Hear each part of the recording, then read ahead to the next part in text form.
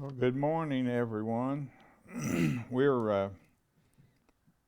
been out of the Sunday school business for about 4 weeks, and we're going to try to do a version today.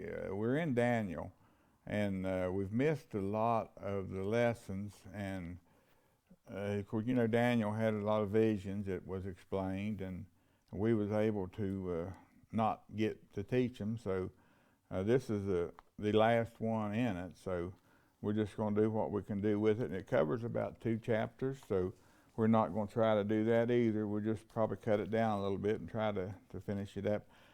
But I want to say hi to one of my little followers. What's her? I can't remember her name now. But Maya. I want to say hi to Maya. My memory comes and goes. But we're going to talk about the end times, pathetic panorama. And, you look at today, at what's going on, and you can pretty much compare it to some of the things that's going to be happening in the end time. Only I'm sure it will be a lot more severe, what's coming. The golden text says, "Many of them that sleep in the dust of the earth shall awake, some to everlasting life, and some to shame and everlasting contempt." So what Daniel has been showed is more or less a roadmap of the direction that we're going in. And he's not the only prophet in there that gave us those directions. But we start out in Daniel 10 and 1, and the first part says, "Strengthened to understand the vision." We all have visions or intuitions maybe that God sort of lays on us, and we don't always understand what he's doing to us or what he's saying to us. But I think we can look at what Daniel does here, and we can see a way to do that. Start out in verse 1. It says, "In the 3rd year of Cyrus, king of Persia, a thing was revealed unto Daniel, whose name was called Belteshazzar, and the thing was true. But the time appointed was long, and he understood the thing, and had understanding of the vision." This was Daniel when he was overtaken from Jerusalem, and he was gave a new name by the Babylonians, and it was Belteshazzar. And he said when he was gave this vision, he said he understood the thing. We think we understand something sometimes, but when we get deep into it, we may find out that we didn't get the whole story. So in verse 2, it says, "In those days Daniel was mourning 3 full weeks." So what it amounted to is he went to God. He fasted.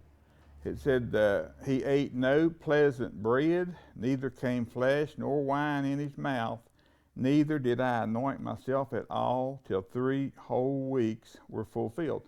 So if you get a word from God and you're not sure about it, you don't necessarily have to go to what somebody else thinks. We need to talk to God about it.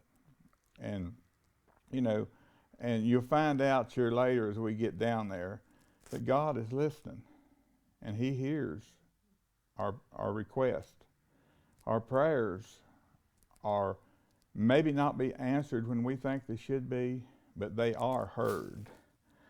It said, on number 4, says, "And on the 24th day of the month, as I was by the side of the great river, which is Hiddekel, I lifted up mine eyes and looked, and behold, a certain man clothed in linen, whose loins were girded with fine gold of Uphaz.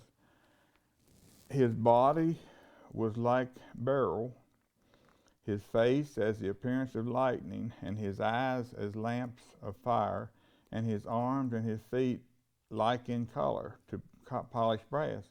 and the voice of his words like the voice of a multitude. Beryl is a type of stone. And it's talking about one of the cities is going to have beryl something in it, but said the face was appearance of lightning. You know, nobody can look upon God, the brightness of his face.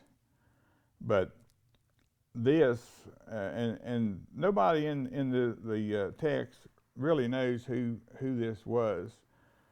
The different times they think Jesus might have appeared. But anyhow, his eyes were like lamps of fire, and his arms were like feet, solid brass. And Daniel, it said, but here's what, and Daniel alone saw the vision, for the men that were with me saw not the vision. You know, on the road to Emmaus, Jesus walked right along with people, and they didn't know it was him. So here in this case, you got Daniel that saw this vision, but the people that was with him didn't see it. God can open or close eyes and ears as he pleases. And it said a great quaking fell upon them, and they fled to hide themselves. Now, can you imagine why they fled to run and hide when they saw nothing? The reason is, if you're in the presence of God, you won't just hear it, you'll feel it. Therefore, Daniel said, I was left alone and saw this great vision, and there remained no strength in me, for my comeliness was turned into, my vigor, in other words, was turned into corruption, and I retained no strength. Whenever you come in the presence of God, you can do nothing but bow. You know, you can't be yourself, because just being in his presence, you know, you've been in his presence at the altars, and people get touched by the presence of God, and they go out like a light. And you know, it's just the very presence of God. And of course, you know, it has to be his people to feel this thing. I think you have to have a communication line with you and God. It says, therefore I was left alone, and yet heard I the voice of his words. And when I heard the voice of his words, then was I in a deep sleep on my face. So that's what's going to happen. You know, when you face God, we can't face him. We'll have to bow. And behold, a hand touched me, which set me upon my knees and upon the palms of my hands. So he hit the ground, and he was just kind of like a dead man. But it said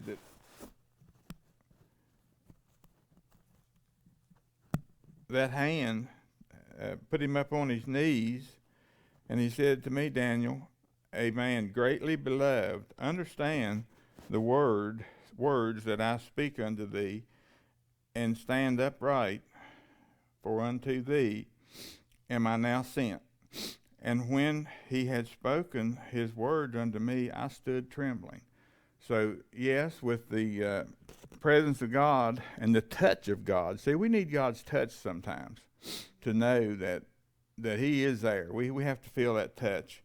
And 12 says, then said he unto me, fear not, Daniel, for from the first day that thou didst set thine heart to understand and to chasten thyself before thy gods, thy words were heard.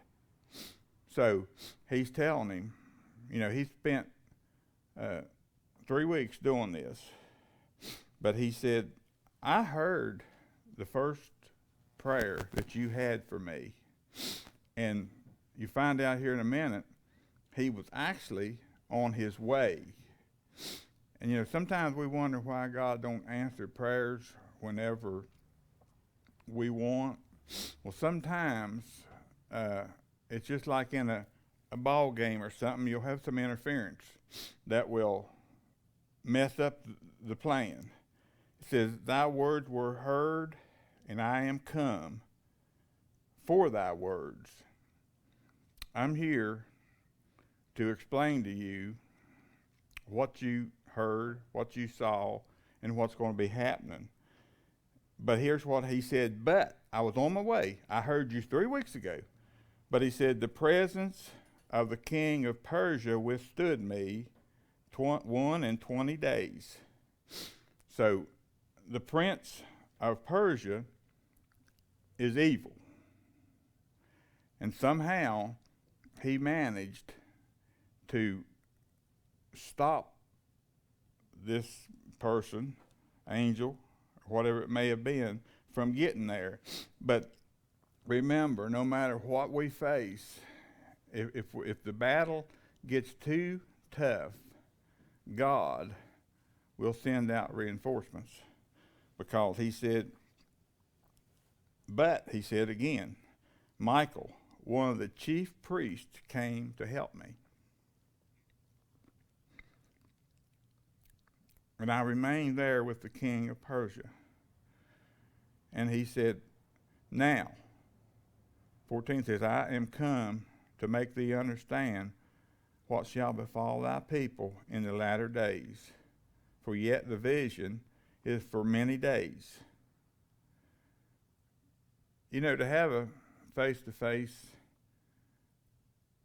talk with some of God's cabinet, you might say, we're not going to be able. It's just like facing God himself. It said, when he had spoken such words unto me, I set my face toward the ground, and I became dumb.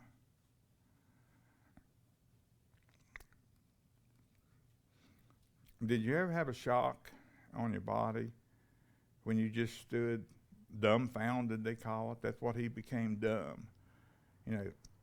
Realizing that God had sent a messenger, and he was bringing the message to him. And to think that Daniel was just a man, yet he was chosen to for a word for us.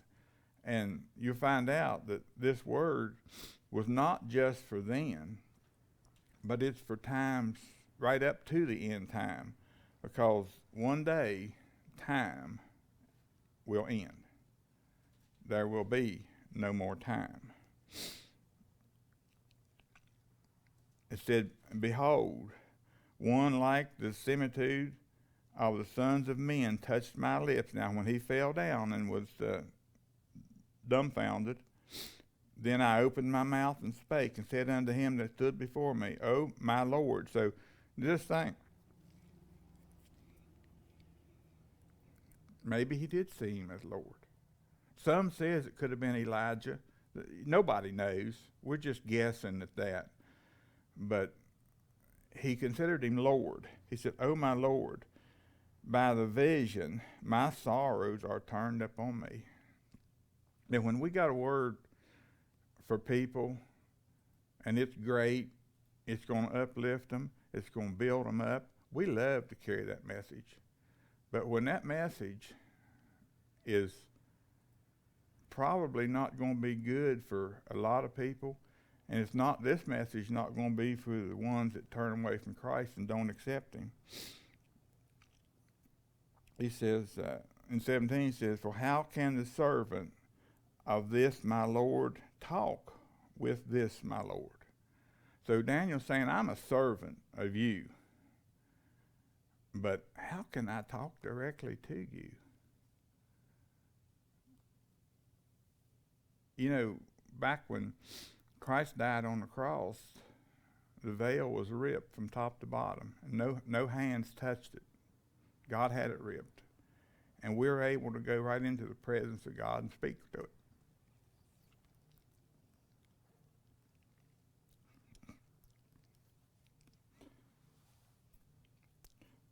For as for me, straightway there remained no strength in me,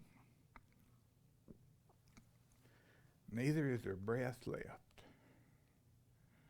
I mean, to be in the presence of God,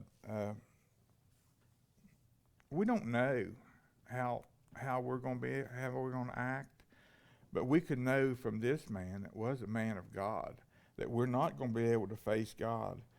And he said, then came again the touch from one like the appearance of man.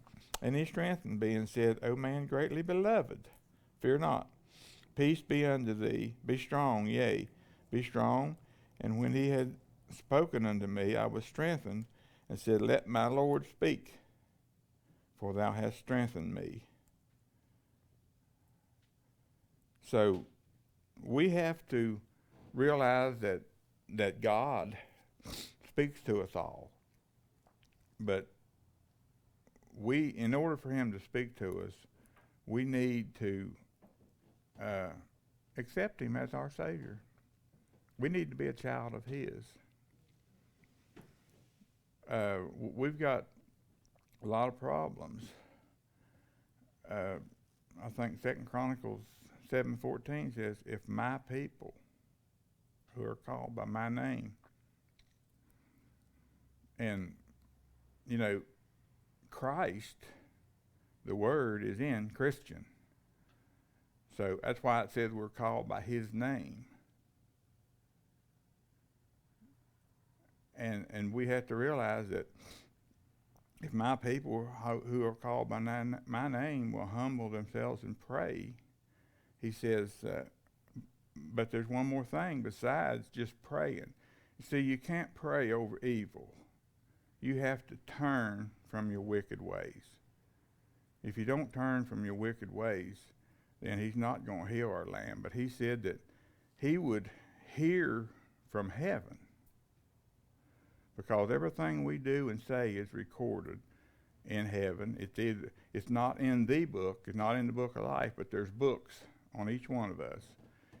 And it said he would hear from heaven, and he would heal our land. Now, you know, it rains on the just and the unjust. So sometimes evil is brought on Christians by evil people, but sometimes good is brought on evil people by Christians. So we have to realize that we're all here on this earth together, and we have to appreciate each other and pray for each other. Then said he, Knowest thou therefore I come unto thee, and now will I return to fight with the prince of Persia? See, he's going back to battle.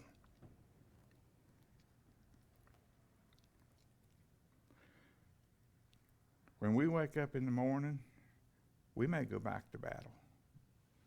Sometimes you have the battle all night. But this is an angel of the Lord, or it doesn't exactly call it an angel, but it's something from God, somebody, and he is fighting battles. And this is actually an earthly battle.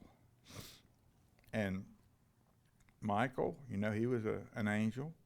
And it talked like he may have been the one that came in, unless there's someone else named Michael, but said, I will show thee that which is noted in the scripture of truth, that there is none. There's nothing in the scripture that's not truth. There's one that holdeth with me in these things, but Michael, your prince. So, you know, we all need to have somebody. I mean, we can always depend on God, but we need earthly people sometimes that we can depend on and that we can confide in, and that we can just know that we're on the same page. Because, you know, if you're a Christian, we should be all thinking kind of the same thoughts? We need to be in one mind and one accord. Because if our purpose is to make heaven our home, there's only one way to get there. And that's through the Son, Jesus Christ. Without him, there would have been no hope for that.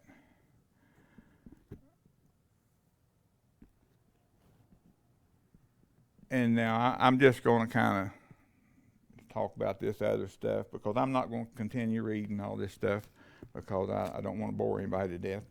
But part of the vision that he had saw was that there was and everybody's heard of Alexander the Great. He was an excellent ruler. He was a God man, one of the greatest. And the vision was that his kingdom was going to end, and that four others was going to take it over.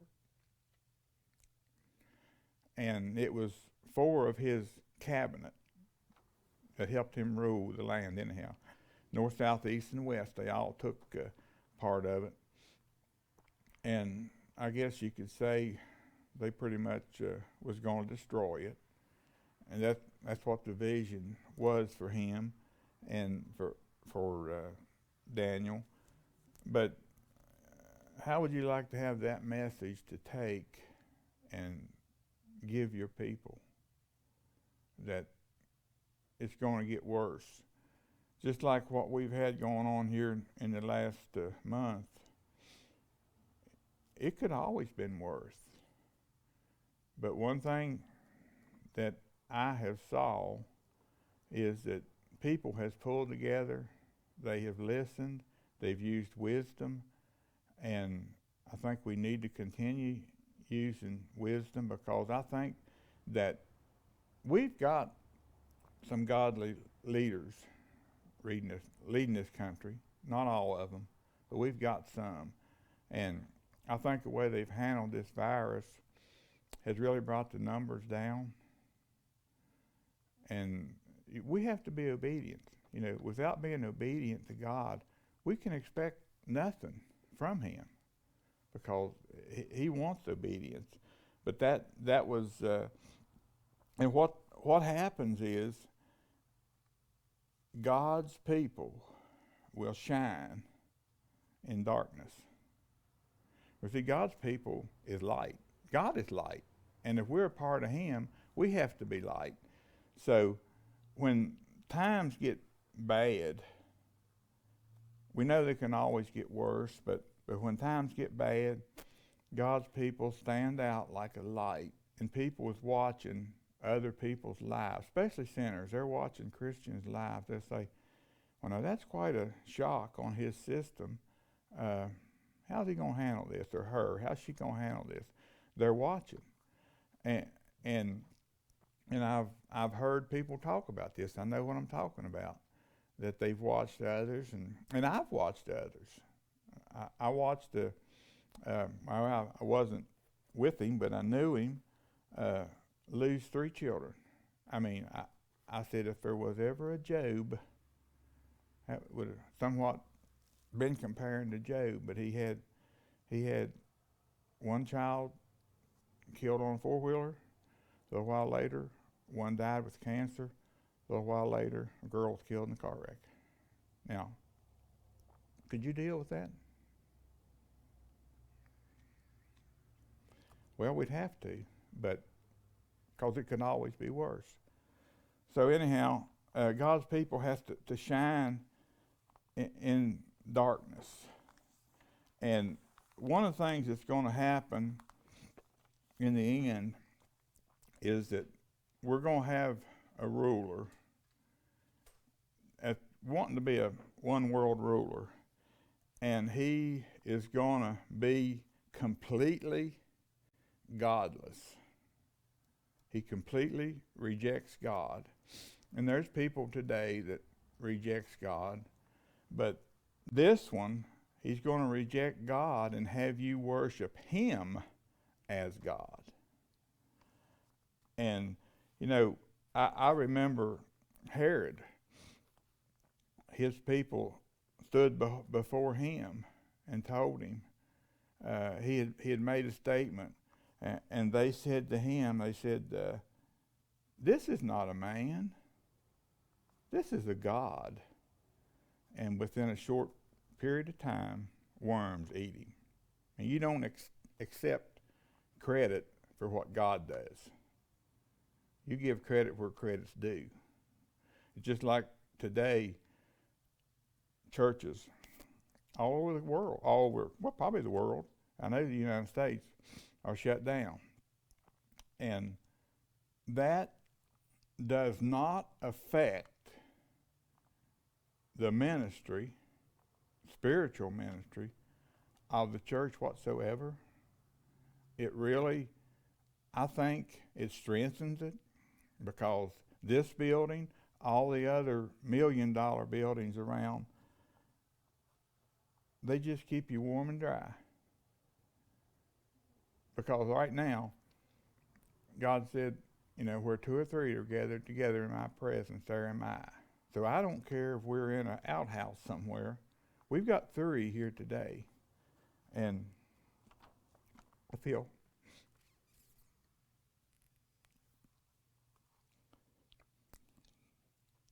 you can feel God's presence. But during all this, we have to realize that, it goes on here telling us some things.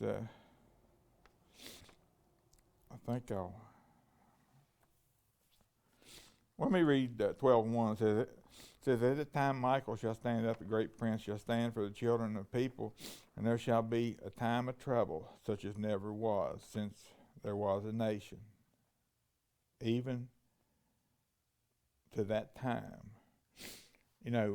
Can you imagine how it could get any worse than blood running 4 to 6 foot deep in the streets? And it's going to get there someday. There's going to be a battle. It's going to just spill about everybody's blood. And but see, the devil wants you to lose faith because of that.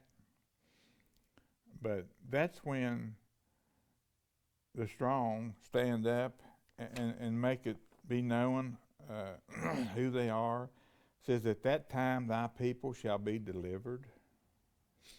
See, when we're delivered, and that delivery he's talking about is from this earth. It's not from that battle. We'll never be delivered till we make heaven our home. And that needs to be everybody's goal. "And everyone that shall be found written in the book," it says, and that's why I'm saying this vision that he saw goes right on to the end time until the trumpets blowed. It says, "Many of them that sleep in the dust of the earth shall awake." Now, the first thing I noticed is, why did it say many? Because we know all is going to stand before God. Every knee's going to bow and every tongue's going to confess that he is Jesus Christ the Lord. But it's saying it this way: many are going to go into everlasting life. Many is going to go the straight and narrow. They're going to go to heaven. But many more, it says, some to shame and everlasting contempt. Because you see, there's only those 2 directions right there is the only direction we can go. If we go up, that's the only choices up. If we go in the grave, that's the only choices. Because we will be woke. "And they that be wise shall shine in the brightness, and they that turn many to righteousness as the stars forever and ever." So I think, if we can make a stand and win people for Christ, you could almost say that's going to be a star in your crown. And we're not down here just try to build a crown. We're down here to build the kingdom of God. But there's fringe benefits with things sometimes. And that's going to be one of the fringe benefits. But, even after we have built a crown that like nobody has ever saw before, when you see Jesus, you're going to drop it at his feet.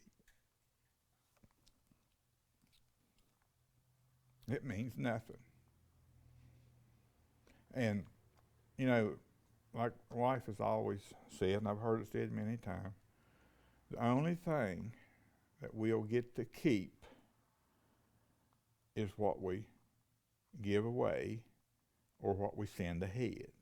Because when you give away, you have sent ahead if you're not asking to be blessed for it down here.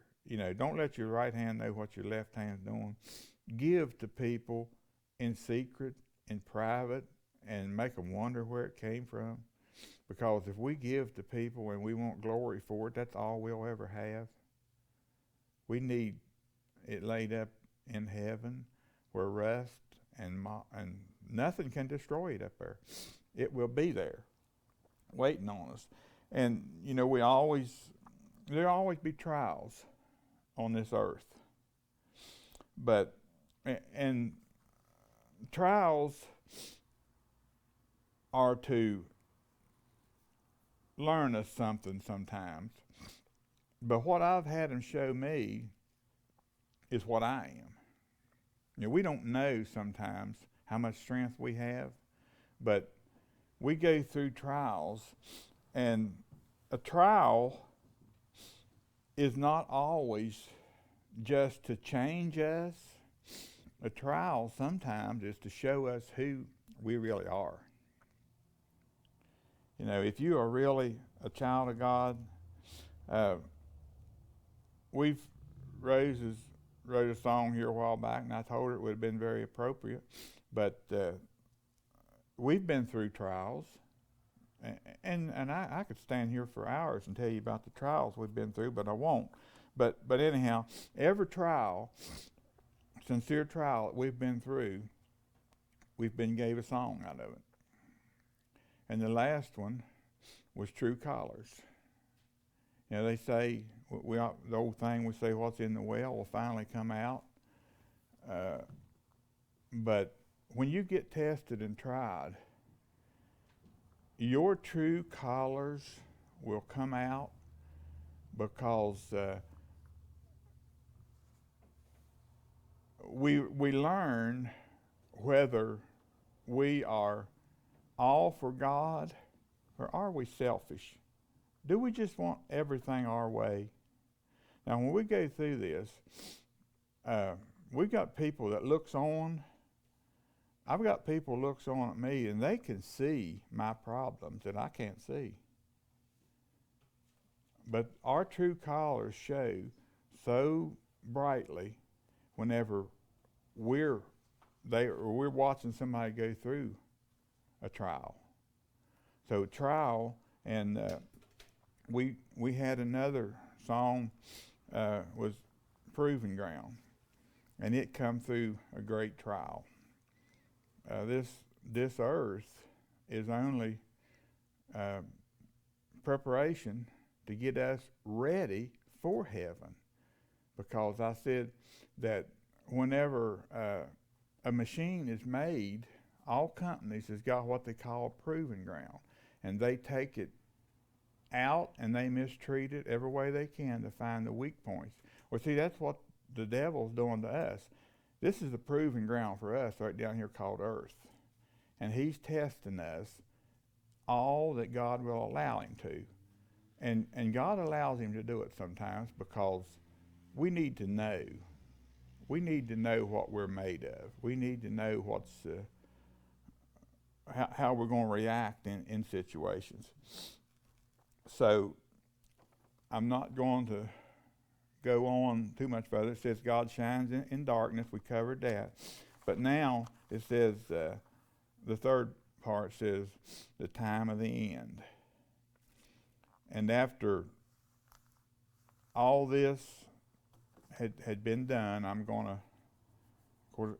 kind of cut it short, but Daniel 12:9 says, he told Daniel, for the words are closed up and sealed till the time of the end. So in the beginning, Daniel said that he understood. But you know, the more that he got into this vision, I think we can get lost in it sometimes and not realize what it really is. I think he had kind of got lost in it because it said this was for a lot of time. So it covered the time from when Daniel was there, which was several hundred years before Christ, up until the time that we're in today. It's going on today, part of the things. But here's what it says. 10 says, many shall be purified and made white. Now, most people might not understand how you can take red blood and make you white as snow. But that's what it takes. If the blood is not applied, on Passover, the blood had to be applied to the doorpost, and you was passed over. Well, if the blood is not applied to our life, we'll be passed over for heaven. That's the Passover we don't want. They were just passed over from being killed. But it said purified, made white, and tried. Now, we're tried every day. When we wake up in the morning, we may have our day planned and think it's going to be super. Well, I'll guarantee you, if you got a telephone, that will change very shortly, because people has problems, and a lot of people don't know where to go to for the answer. So instead of God's connection is cordless also. They could go straight to him, but people's got a habit of calling others. And it's kind of like I was talking a while ago. The reason they call others is because they see how God is working in their life. So what we do shows up.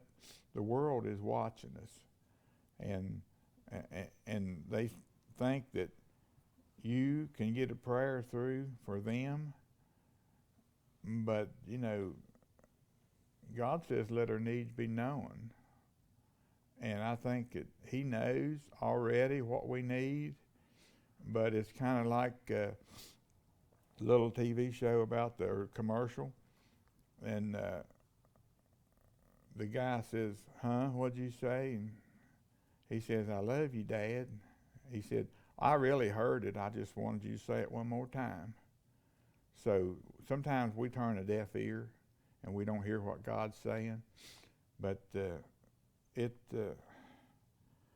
it'll work out if we depend on him. It said, and the wicked do wickedly. Ain't that the way it is? That's their life. The wicked do wickedly. And none of the wicked shall understand. And what we have to understand is the words of this book. It's called the sword. It's called a roadmap. Either way, it's got what we need in it. It's got directions in it. It'll cut sometimes, and we actually need it. The old saying is, the truth don't hurt unless it ought to, and sometimes that's true. The truth does hurt. But it said, none of the wicked shall understand. And they're just like those people that was with Daniel or the people on the road to Emmaus. They don't understand. They can't see the vision that what Christ came here for us for. So anyhow, they'll never understand, but the wise shall understand. That's supposed to be us. We're children of God. And when we read the Word, we need to understand that it's for us and it will carry us through to the end, because just as we said a while ago, time as we know it will end. And God is looking for a faithful few to carry His word through. I mean, a lost and dying world out here that shows no interest in Christ until they meet a hard rock place. Then they start asking God for it. But so many people don't stay; they just turn right back. But anyhow, the end time is near, and I just want to say that I'm glad you was here to listen. This is the last lesson out of Daniel, and some of this older book stuff is kind of hard to get across, but we can understand it if we just spend time with God and tell Him, hey Lord, I need your help. I need you to open my eyes, open my ears, where I can hear and see. And we can look around today and see what's going on in the world, that the end time is near. And whether we want to admit it or not, it will be here, prepared or unprepared. So what all of us need to do is turn our life over to Christ and let Him have His way in our life. So that's all I have to say this morning. Bobby will be along with the message shortly. Thank you.